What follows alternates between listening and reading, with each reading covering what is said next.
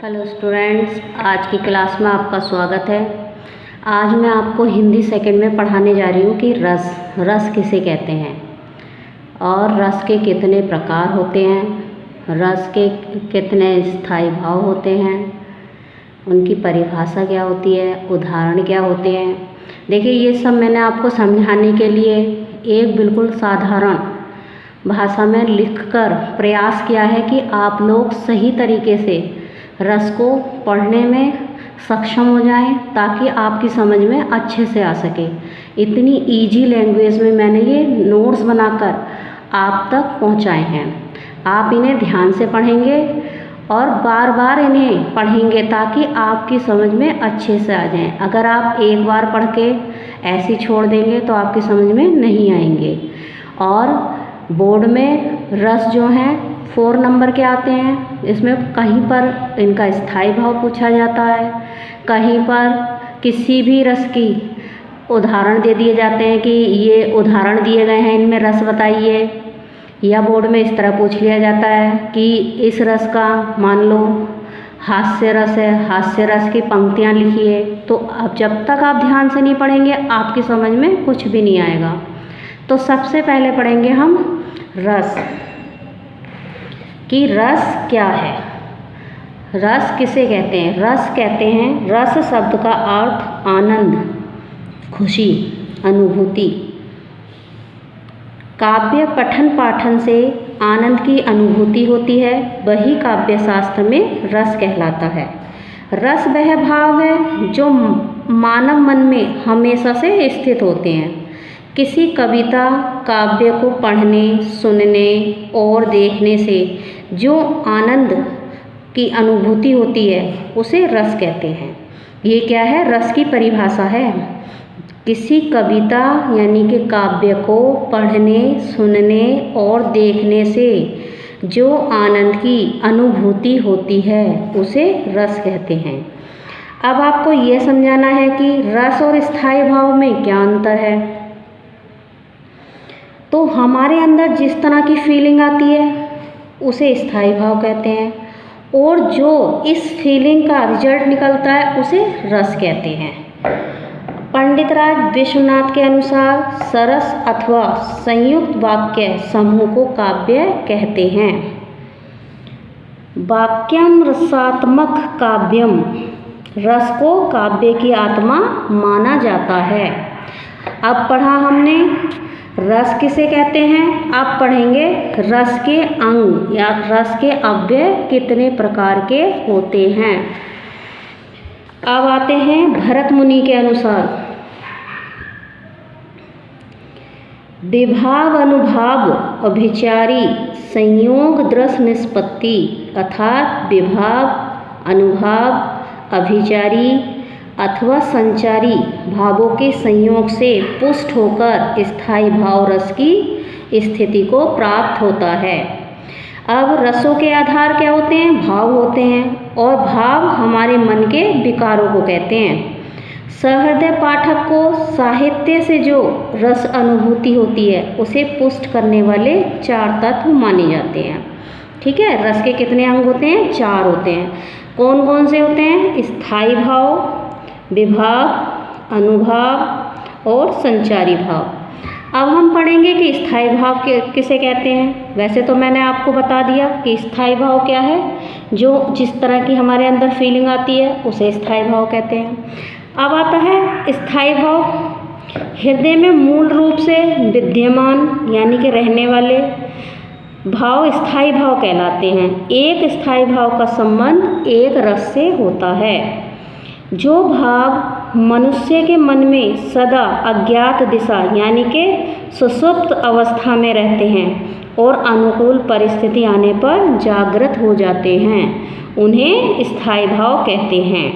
मूल रूप से रसों की संख्या 9 है। कितनी है रसों की संख्या, 9 है। अब दूसरा आता है रस का अंग यानी कि तत्व। दूसरा नंबर का क्या है, विभाव। कि विभाव किसे कहते हैं, जो कारण हृदय के भावों को जागृत एवं व्यक्त करने में सहायक होते हैं उन्हें विभाव कहते हैं। और विभाव क्या है? यानी कि भावों का विशेष रूप से परिवर्तित करने वाले, भावों को विशेष रूप से परिवर्तित करने वाला। अब विभाव का क्या अर्थ है? भावों का कारण। क्या है विभाव का अर्थ? भावों का कारण, जिसके कारण स्थायी भाव जागृत होता है। अब विभाव भी दो प्रकार के होते हैं। कितने प्रकार के होते हैं विभाव? दो प्रकार के। पहला है आलम्बन, दूसरा है उद्दीपन। अब पढ़ेंगे हम कि आलम्बन किसे कहते हैं। आलम्बन किसे कहते हैं? किसी विशेष व्यक्ति, वस्तु या परिस्थिति को देखकर मन में जो भाव जागृत होते हैं वे आलम्बन कहलाते हैं।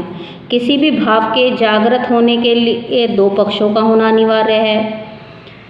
वे वस्तुएं या विषय जिन पर आलंबित होकर भाव उत्पन्न होते हैं उन्हें आलम्बन कहते हैं। जैसे श्री कृष्ण को देखकर राधा के मन में प्रेम की अनुभूति हुई, यहाँ श्री कृष्ण आलम्बन हैं। समझ में आ रहा है? आलम्बन कितने प्रकार के होते हैं बताइए? आलम्बन तो एक ही प्रकार का होता है और विभाव जो हैं दो प्रकार के होते हैं, आलम्बन और उद्दीपन। अब आता है आलम्बन विभाव दो प्रकार का होता है। कितने प्रकार का होता है? दो प्रकार का। अभी क्या पढ़ा आपने? विभाव दो प्रकार का। अब पढ़ेंगे आलम्बन कितने प्रकार का? दो प्रकार का होता है। पहला है इसका आश्रय, कि आश्रय किसे कहते हैं? आश्रय वह है जिसके कारण हृदय में आलम्बन को देखकर भाव जागृत होते हैं। जैसे राम को देखकर सीता के हृदय में प्रेम का भाव उत्पन्न हुआ, तो यहाँ राम आलम्बन है। अब आलम्बन विभाव दो प्रकार के बताए गए। पहला बता दिया आश्रय, दूसरा होता है ये विषय। दूसरा क्या होता है? विषय। अब है जिस कारण से स्थायी भाव जागृत होता है वही विषय है। जैसे नायक और नायिका का सौंदर्य, उनके हाव भाव, कोमलता आदि क्या कहलाते हैं? ये विषय कहलाते हैं, जिसके कारण मानव के हृदय में स्थायी भाव जागृत हो रहे हैं। वो क्या कहलाएंगे? विषय कहलाएंगे। अब इसी विभाव का, अभी आपने विभाव पढ़ा ना, पहला पढ़ लिया आलम्बन, अब इसका दूसरा भाव आता है उद्दीपन। अब पढ़ेंगे हम उद्दीपन विभाव किसे कहते हैं। आश्रय के मन में स्थायी भाव के आस्वाद को उत्तेजित या तीव्र करने को उद्दीपन विभाव कहते हैं। जिसे कहते हैं कि आश्रय के मन में स्थायी भाव के आस्वाद को उत्तेजित या तीव्र करने वाली विषय को क्या कहते हैं? उत्तेजित करने वाले विषय, जैसे बाहरी चेष्टाओं, बाह्य वातावरण को उद्दीपन विभाव कहते हैं। जैसे रामचरितमानस के बालकांड में राम लक्ष्मण परशुराम संवाद में परशुराम आश्रय हैं, क्योंकि उनके भीतर क्रोध का संचार होता है। लक्ष्मण आलम्बन हैं, क्योंकि वे क्रोध के पात्र हैं।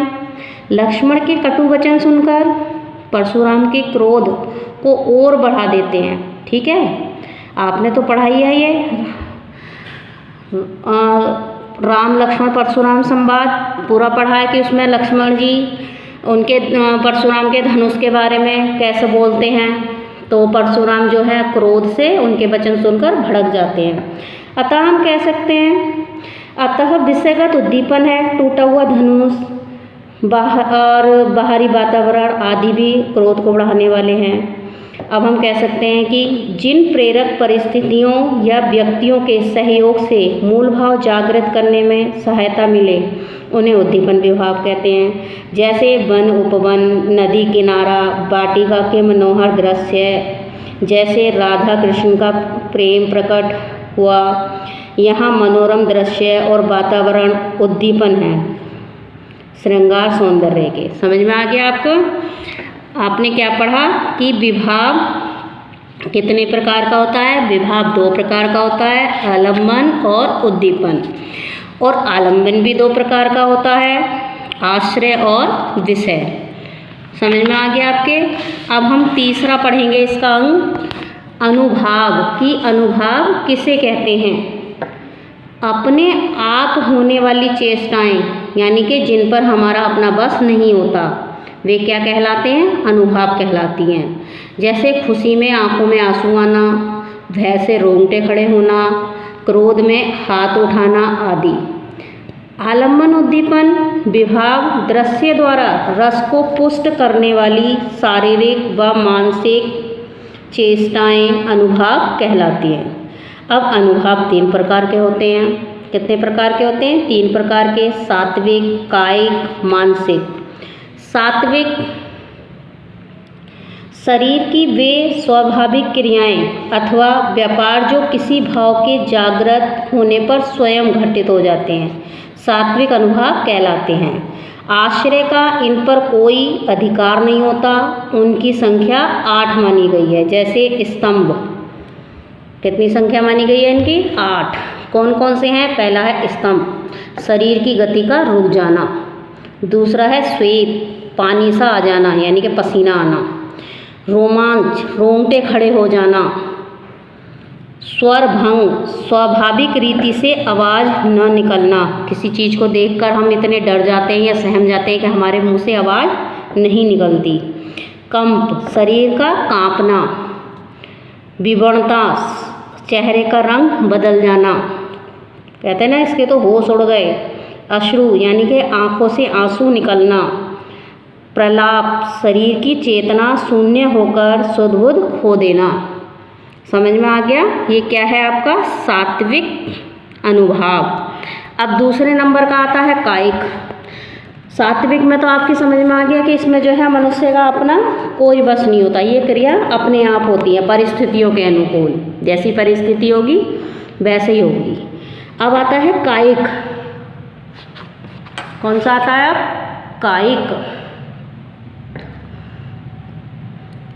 कायिक से शरीर के अंगों की कृत्रिम चेष्टाएं होती हैं, ये आश्रय के अधीन होती हैं। ठीक है, सात्विक में आश्रय के अधीन नहीं होती, कायिक में आश्रय के अधीन होती है और उसकी इच्छा पर निर्भर करती हैं। जैसे मारने के लिए हाथ उठाना या हाथ गिरा लेना, अगर इच्छा है तो मारना है, नहीं तो हटा देना है। अब इसका तीसरा आता है मानसिक। मन के द्वारा की जाने वाली चेष्टाएं, मन के द्वारा की जाने वाली चेष्टाएं, प्रमोद आदि को मानसिक अनुभाव कहते हैं। ठीक है, ये मानसिक क्या है? मन के द्वारा की जाती हैं सारी क्रियाएं। अब आता है आहार्य।